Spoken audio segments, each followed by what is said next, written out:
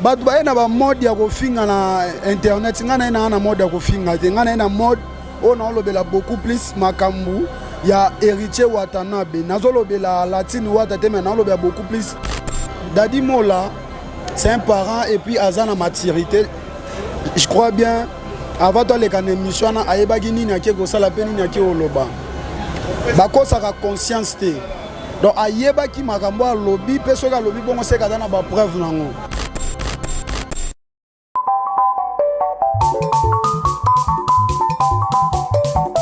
Lengi betu tu yanga leri keri ka ko community selamba batuge ni fumu ino keri ko je papa uki sari sabana baya lwa mudila kena ambo YouTube Metro Makengo télévision na Suisse ozorudu kwankunga mimbot imatea tremana mambot landa YouTube télévision.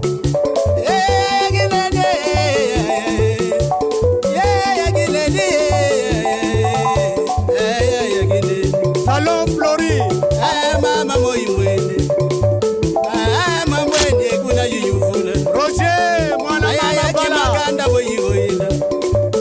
Ungeri kimakanda boyigoyela. Yafisa lengi lengi. Feroze yagine, feroze makangwe, feroze makangwe. Metro Makengwe, Chadombala. Bonjour, bonsoir, Balanignon sur un Métro Makengo Tapis Rouge TV, la télé des réalités. C'est moi, votre humble serviteur Giro, autrement dit JPM de la presse congolaise. Voilà, nous sommes dans notre émission La Découverte. La Découverte, il y a toutes sortes d'artistes, comédiens, stars, lobeli, musiciens, petit héritier, lobeli, héritier Watanabe, Oya Lobela Kaye, après ça, nouvelle, il y a bien. Solo année, le Magambo, héritier Watanabe. Voilà, merci à tout le monde. Merci à Mbuta Roger, Mwanamavala, merci à l'icône Les Baobab, papa Métro Makengo Simo Kabaka ainsi que sa femme, maman Christelle Mouma Makengo. Merci aussi à papa Mbuta Roger, Mwanamavala, Nes Makiadi. Merci aussi à Salon Flori, mon sponsor de luxe. Merci aussi mon habilleur de luxe, la blonde fashion depuis Turquie, Istanbul. Merci à Pierrette Moké, merci à Gélé Maza depuis Angola, les chouchous, Kalaming Tazoya, tout ça, merci Montréal, invité du jour, Zali, petit héritier Gogan Wata à Rolobela Lelo, tout ça, par rapport à la télévision dans minutes, mais tu reçois la fois prochaine, tu reçois tout solo là. Voilà, bonjour. Bonjour. Qui m'est Ali? Qui m'est Alara déjà? Voilà, Babi Mikolo na l'internet somme au internet pandi likolo par rapport à l'émission au salaki batebe balobi mingi nengeni ni komisa wata bongo nengeni boya bandeko mususu ezo sala vraiment propreté batu baza koloba wata zo kokate mais bino bozo komisa ka rapona ni. D'abord on va nous répondre yo donc on peut ça bonjour bonsoir na ba fan nyonso o bazo la émission oyo. Donc ceux qui n'ont komisa wata mingi oyebi ba supporter à Real Madrid. Donc bazala toujours pene Real atana ba faiblesse à Real. Bango ba acclamaka tout pour na Real parce que Real a pesa bango ba sentiment ya ebele. Ils ont une équipe mode et ils ont la Ligue des Champions belé na mokili oyo koleka Real de Madrid. Donc quant à moi, Dieu pour la vie éternelle, héritier pour les sentiments musicaux. Mais ce que batu ba na ba mode ya kofinga na internet ngana na mode ya kofinga te ngana na mode on a lobela beaucoup plus makambu ya héritier Watanabe nazo lobela latine wata te mais na lobela beaucoup plus héritier Watanabe oyo ngana za petit héritier Watanabe toto ya tembe moto na tembe lisusu bakisa. Voilà, au solo bela matotori na moto na tembe mais par rapport à Nento Lolandi ndeko na bino obozali na la team Daddy Mola a lobby n'importe quoi sur Fali Poupa, que non, héritier l'équipe Fali Poupa n'a manqué mon sa vie. Tout éviter. Mambo lobby aux quoi affirmer, aux quoi confirmer. Bon, non le beaucoup plus na Daddy Mola, c'est un parent et puis azana maturité.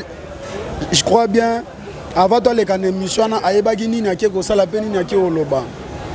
Bakosa ka conscience te.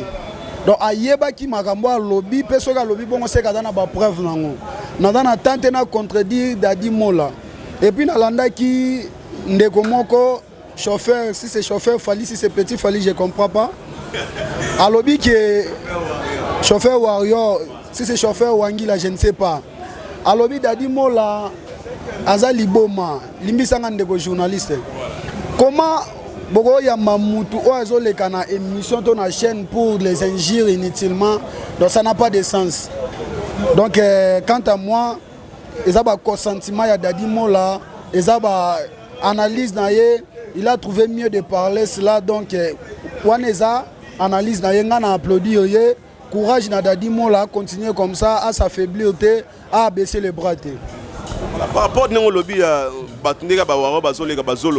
mais bien le temps où les gars vous blessé baronte. Mais ce qu'il y a les qui a lobby marambo, il y a lobby qui internet, on peut blesser. On a droit de réponse. Bon, on a la droit de réponse par rapport à Dadi Mola par rapport à Nan. Par rapport il y a chauffeur ou lobby marambo propos. Bon, j'espère que le logo mettre na bande la gaz. Ce qui leader na bino, azana sagesse na mutu, azana intelligence na mutu. Bato tout ba kozana simane ba bandolandaka ba buzo ba wana. Mais ce qui leader na bino azana moi sagesse ya ko répondre na ba question. Bino pe bolandaka leader na bino. Donc je suis clair, moi je soutiens Ouattara. Donc je ne suis pas là pour parler de qui que ce soit. Dieu pour la vie éternelle, héritier pour les sentiments musicaux. Toké na bango ka bongo.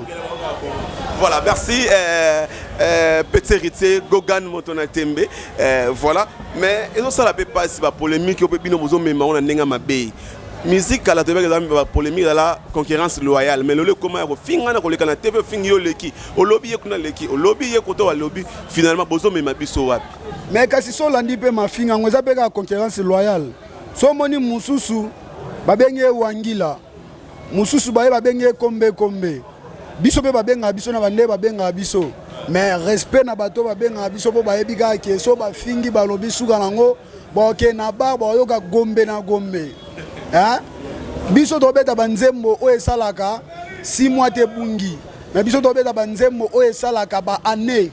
Il faut beaucoup de respect na moto na tembe pour tembe wana et continuer na ba œuvre so do lobby na ba nouvelle chanson na bango ba bimisi balobi ba teki makasi na ba YouTube papa tozwa BM toke na ben stream toke nega na BM mais na chanson mo te o comparer na ba stream na YouTube na BM ezate et puis BM papa na lobi boye kana sika wana ebunga nanu na ba bar ebunga na ba boîte ebunga partout mais BM ebetaka pe ebetaka tilelo donc azana pona lobela ba œuvre ya artiste nanga BM papa moko mukolo aza responsable à yoka musique à Ouattara sans défaut avec ses enfants, pas de saleté, pas de bêtises, le rôle là ba Franco, le rôle là ba Madilou, donc le rôle là ba grand prêtre père ya Kalabaye Mbayemba ndenge Ouattara wana vraiment so ito saleli sentiment ko finga Ouattara te mais so vandi penana bana no pesa Ouattara respect que Ouattara ayembaka bêtise te Ouattara ayembaka bêtise, félicitations à Motona Tembe, Watanabe, Spiritas, merci à Julie Maza, les chouchous depuis Angola, Calamite, merci à Pierrette Moké, merci à tout le monde, merci à Lisette. Mon Soko, continuez à s'abonner à notre chaîne Métro Makengo Tapis Rouge TV, vous ne serez jamais déçus. Merci à l'icône, les Baobab, papa Métro Makengo, depuis Suisse, Nazirik, merci. Merci Maman Christelle Mumba, bonne année Maman Christelle Mikolo Belé, mais Ozamalamu. Famille Makengo Mobimba, Mifi Makengo, Mirai Makengo, place Bozaba Mbote Nabino, bonne année Nabino. Merci à Mboutakis, merci à Papa Roger Mwanamavala, merci à tout le monde. Merci. Voilà, Gogan, petit héritier de Batonio, sur Bazolandayo, dans le monde entier. Par rapport à Yoka, les solos à Robino, on a vu que Oza, Olobela héritier Watanabe, mais par rapport à moi, idée, Kolobakeno, Robino n'est pas PC Cop et pas Inosbi. Mais bato mususu ba meloman bato belé ndeti ba wario mususu ba moni on ndeti trahison pona yo likambwana ozwinengo en tant que analyste ozwingo ndengeni bon état que nga petit héritier Watanabe Gogan Motonatembe tout de contrôle 007 c'est le diablo vraiment na moni mabete et pas frère na biso Robino Mundibu muto asilisa aseka kala donc Robino Mundibu aza reconnaissant na eloko ya malamu mutu asaleli alobi bien ba grand nyonso alongoli mutu te ezala mutu bino bokumisaka soki nani yo te poza journaliste oza pona mutu te mais batu Robino, non félicité quand même pour sa reconnaissance. Oui. Robino a yebi qui est azalaki parmi ba quand on va critiquer innocent. Mais le temps innocent a équipé ma finga Robino a équipé Robino a payé offre. Même inga lelo on na lobelaka wata so wata a benginga petit riche olo ba bien o finga te zo caché. Papa, non là na se tout ça l'émission na ba lukana nzambala na se, hein? Donc félicitations à Robino Mundi Bukolanda ba faible été. Continuer comme ça, naebi que après Inosbi, il y a encore ba garlic vert au ba pesa ba offre aux apena ba to quoi ba bina filé, hein? Bina filé donc ndé na za bona raso no musique a wata après suka na ngona waki moi bina filé pour ye asola moi genre quoi. Vraiment Robino félicitations à marque ka ya reconnaissance na koti na ba polémique ité. Mutu nyonso o alandaka émission internet ça bi ke Robino Mundibu asali kaka reconnaissance ba même oui mais ba même ngona ba terrain o balingi ba même ngote ainsi de suite non plus le terrain ba même parce que ye jamais ko loba na ba misenyo so Congo za misemmo rote oyo asala ebongo mais to yebi mutu lokola Aigle Fali Poupa amema ye poto na liboso na ba biyene na makamne nyonso atika ko lekata na TV boyota lo baté na ma boye mais to monika ya Inos bimbala moko ozana ba preuve oyo ndeke amemaka ye poto na ba mikanda Aigle ba Fali chauffeur wa linga répondre ça le mission na lobi boya bozo benga yebisanga kombo nini oza posana Fali Poupa. Ah ok siko ndeko tangi kombo wana mutu hein mutu tangi kombo wana ozana ba preuve o ye amemaka Robino poto ye mutu amemaka Robino poto na Bercy la radio trottoir te bon ok bon on a répondu au score clair naza porte-parole ya Robino te tu vois na porte-parole ya Robino te mais ngana sepeli kaka na marque ya reconnaissance ya Robino Mundibu batu ba traiter Robino na baja o ba traiter leye wana etali kaka bango mais Robino asali reconnaissance avec innocent tango ve bango basalela ka ye asalela kape bango reconnaissance na babiloko na bango donc tous à la penate un grand na bolamo mutu asaliso mtasali o bolamo eza lo roi yo na be mission na banda ko leka mais tango yo bandi ko leksanga pa na yo na bando zo moi ba visibilité na la na conférence nga na Gombe mais tango na eu appel na yo na ye donc na reconnaissant envers yo c'est ça donc Robino vraiment félicitations continuez comme ça papa oko umela na vie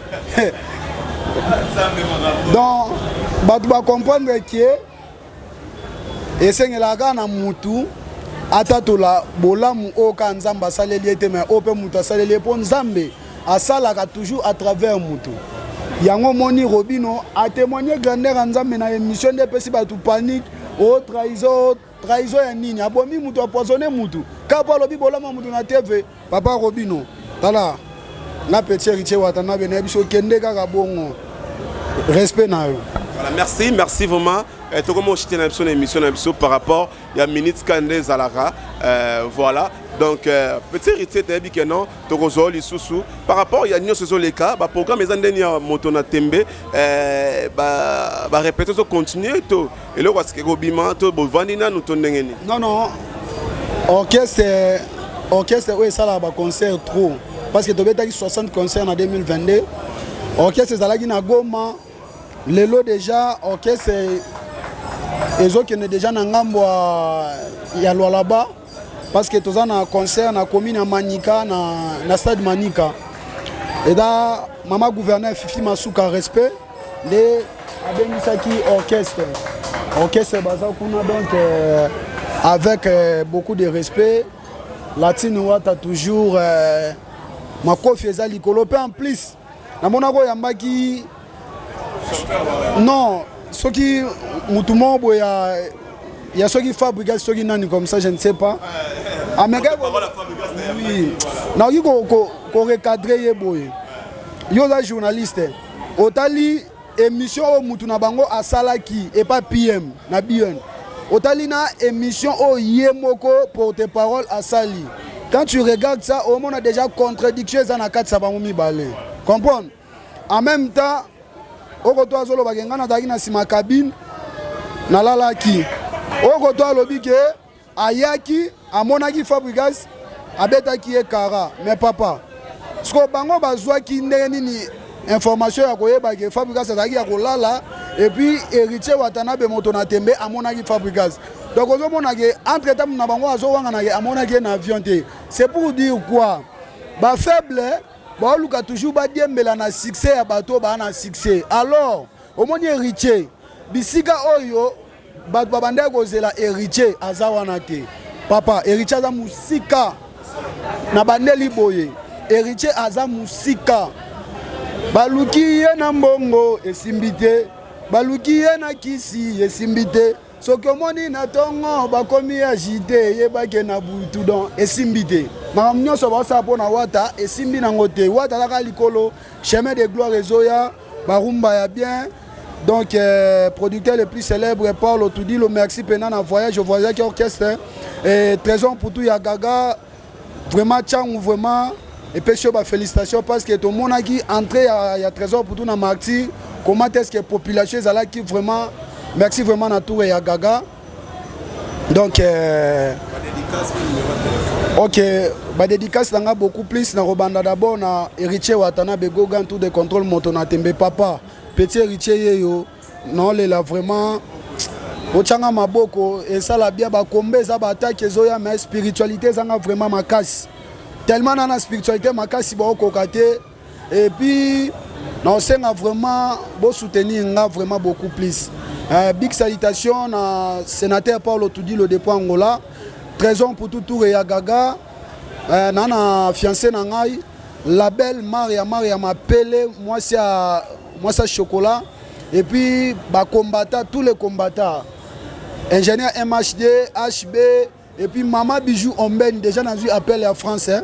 Maman Bijou Omben depuis France et puis maman Jolie Omben la patronne et puis bar Omben na Kini Mobimba et puis tous les combattants tous les spiritas c'est tous les bérins rouges balobi tous à la soudé tous à la uniforme eux imbattables na ebike makamboze belé ya kosala numéro de téléphone 0 et plus 243 89 88 44 519 plus 243 89 88 44 519 petit héritier Watanabe Motona Tembe Gogan tour de contrôle toujours Dieu pour la vie éternelle héritier pour les sentiments musicaux Toké na bango ka bongo.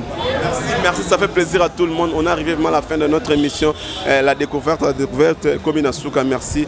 Papa Metro Makengo Simon Kabaka ainsi que sa femme, maman Christelle Mumba Makengo depuis Suisse, Naziric. Merci à Ness Makia Didier Tabar, papa Jonathan. Merci à Salon Flori. Merci à Mbouta Roger Mwanamavala. Merci à Lisette Molasoko, Motema Gelog sur Soda Poto. Merci à Babu Venanga partout, Bozana Monate. Merci à Julie Maza depuis Angola, les chouchous. Merci à Pierrette Moke. Merci à tout le monde. Continuez à s'abonner à notre chaîne. Vous ne serez jamais destiné à la caméra pour héritier Djamba dans le montage. Héritier Djamba, merci à Bino Nyonso, Bilengi, il y a Métro et Zalara. Quant à moi, je dis merci et bye.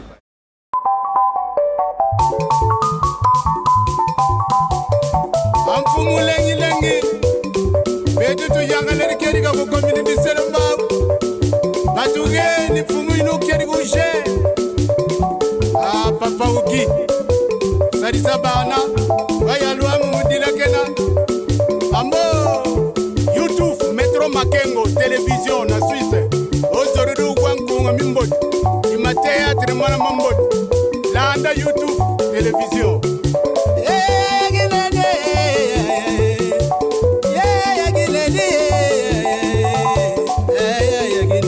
Salon Flori Mama Moimwene Roger, mwana Maganda boyigoyela. Ungeriki Maganda boyigoyela. Ya fisa lengi lengi. Ah feroze yagine. Feroze makangwe. Feroze makangwe. Ah Metro Makengwe. Shadombala